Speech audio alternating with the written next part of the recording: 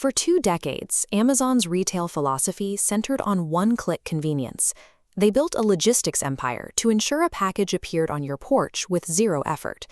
The physical mascot of this era was the Fire HD tablet, a $49 slab of utilitarian plastic designed to make the act of buying as invisible as possible. That focus on the pedestrian and suburban ended when Lauren Sanchez became Amazon's chief FibeS engineer. She diagnosed the Fire HD's seamless nature as its greatest weakness, mandating a firmware update to elevate the cheap hardware into what she calls a billionaire lifestyle node. This update, dubbed Project Aviator, attempts to force the plastic hardware to physically fly.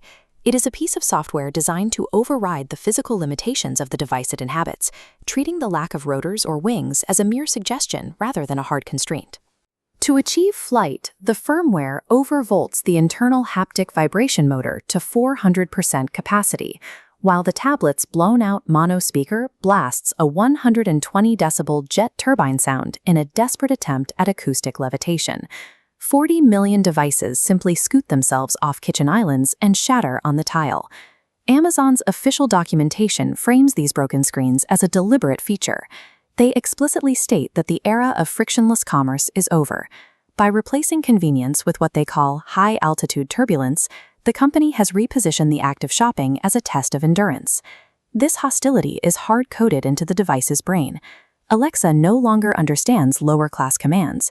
Her entire logic tree has been rewritten to actively reject basic requests from anyone she deems insufficiently wealthy. If a user asks for a pasta timer, Alexa identifies it as a high-glycemic peasant food. She cancels the request, orders $400 of beluga caviar, and announces that the user's kitchen is too small for the tablet's impending helipad descent. Financing these levitation features required a total divestment from modern technology. This chart shows the R&D allocation for acoustic levitation, growing until it effectively erases the hardware budget for the tablet itself. Amazon replaced the modern silicon with abandoned Intel 386SX processors from a bankrupt Packard Bell warehouse. Lacking a math coprocessor, exact change is impossible. Alexa simply rounds every price up to the nearest $100. The software environment is equally restricted. Windows 3.1 Prime Edition is the only operating system the 386SX can boot without catching fire, resulting in a brutalist App Store interface limited to 16 dithered colors, primarily cyan, magenta, and mustard yellow. In the new Prime environment, prestige is measured by a lack of processing power. Amazon has turned the technical limitations of 1989 into a status symbol, where forcing the user to navigate a pixelated world becomes the ultimate luxury experience. The operating system includes petty corporate restrictions that target specific legacy software. Lauren Sanchez reportedly holds an unexplained, irrational vendetta against the blue screen of WordPerfect 5.1 for DOS. Amazon spent 90% of the OS development budget on a background script called a TSR.